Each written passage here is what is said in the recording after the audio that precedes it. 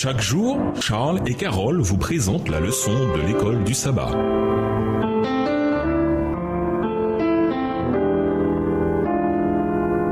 Bienvenue dans votre émission. Dieu nous parle. Nous voilà à la leçon de mercredi, les 10 vierges. Après son discours dans Matthieu 24 sur les signes de sa venue, Jésus évoque dans Matthieu 25 la manière de s'y préparer. Lisons Matthieu 25, versets 1 à 13. La parabole des 10 vierges. Que dit Jésus ici qui devrait nous aider à comprendre comment être prêt à son retour? Matthieu 25, les versets 1 à 13.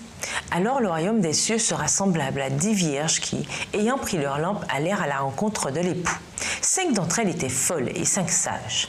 Les folles, en prenant leur lampe, ne prirent point d'huile avec elles, mais les sages prirent avec leur lampe de l'huile dans des vases.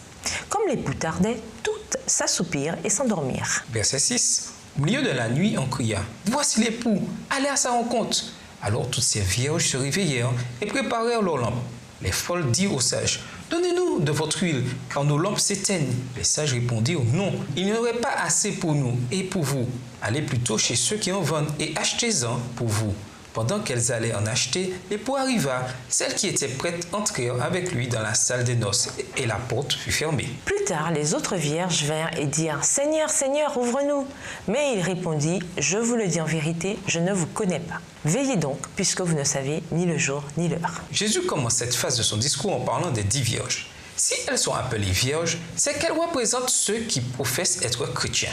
Elles n'étaient pas du côté de Satan dans le grand conflit. Elles sont comparées au royaume des cieux, Matthieu 25, verset 1.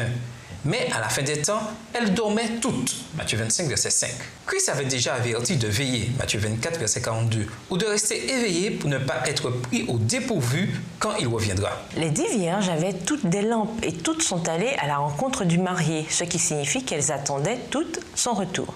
Il y a eu un retard et toutes celles qui espéraient sa venue se sont endormies. Tout à coup, au beau milieu de la nuit, elles se sont toutes réveillées. Le marié arrivait. Matthieu 25, versets 1 à 6. Les vierges folles ont été surprises, prises au dépourvu. Pourquoi? Les versions les plus proches de l'original grec disent que les lampes s'éteignent. Il restait encore une petite flamme vacillante. Elles avaient encore un petit peu d'huile, mais pas assez pour être prêtes à rencontrer Christ. Où donc se situait le problème? Ces vierges représentent les chrétiens qui attendent le retour de Christ, mais qui ont une expérience superficielle avec lui. Elles ont un peu d'huile, l'esprit agit un peu dans leur vie, mais vacille seulement. Elles se sont contentées de peu alors qu'elles avaient besoin de beaucoup. L'esprit n'agit sur le cœur de l'homme pour le faire naître à une vie nouvelle que dans la mesure où il le désire. Mais ceux qui symbolisent les vierges folles se sont contentés d'une expérience superficielle et n'ont pas connu Dieu véritablement. Ils ne se sont pas appliqués à sonder son caractère. Ils n'ont pas entretenu de communion avec le Seigneur.